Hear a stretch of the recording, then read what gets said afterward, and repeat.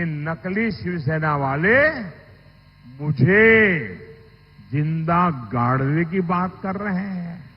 एक तरफ कांग्रेस है जो कहती है मोदी तेरी कब्र खुद देगी, और दूसरी तरफ ये नकली शिवसेना है जो मुझे जिंदा गाड़ने की बात करती है।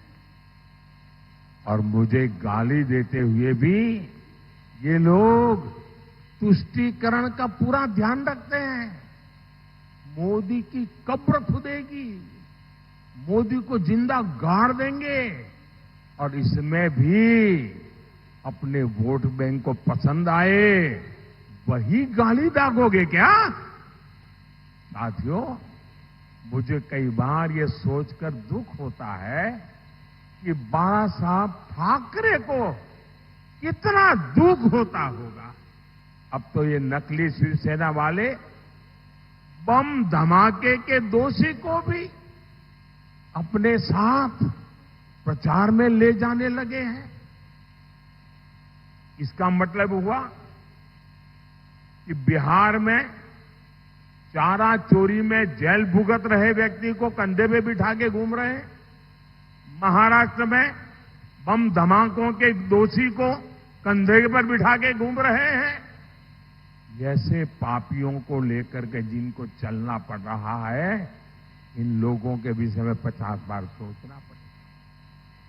इसलिए कोई बड़ी बात नहीं कि मुझे उनको जमीन में गाड़ने के सपने दिख रहे हैं। ये मातृशक्ति मेरा रक्षा कवच है।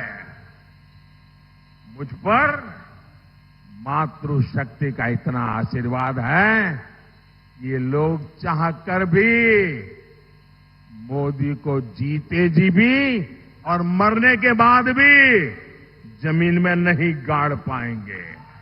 इतना प्रेम क्यों है औरंगजेब के ऊपर? औरंगजेब एक शासक था और उस शासक ने महाराष्ट्र के ऊपर बार बार हमले किए, अत्याचार किए, लूट की। उसका जन्म गुजरात में हुआ था। क्या ये गलत है मोदी जी ने या भारतीय जनता पार्टी ने? उस बारे में फिर हमें इतिहास बताना चाहिए कि औरंगजेब का जन्म कहाँ हुआ था। जैसे हम गर्व से कहते हैं छत्रपति शिवाजी महाराज, शाहू, फुले, अंबेडकर, बाला साहब ठाकरे, ये सब महान योद्धा जिनका जन्म महाराष्ट्र में हुआ, हम गर्व से कहते हैं।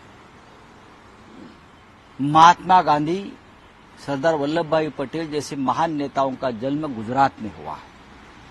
आई रिपीट, महान नेताओं का जन्म गुजरात में हुआ।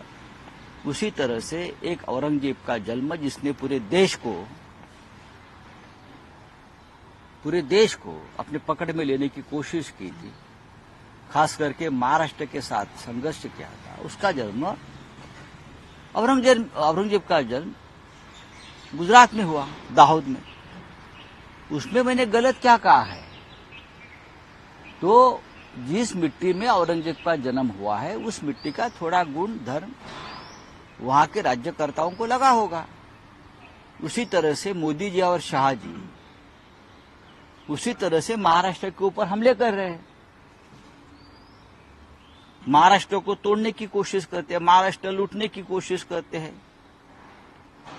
उसमें मिर्ची लगने की क्या जरूरत है किसी को?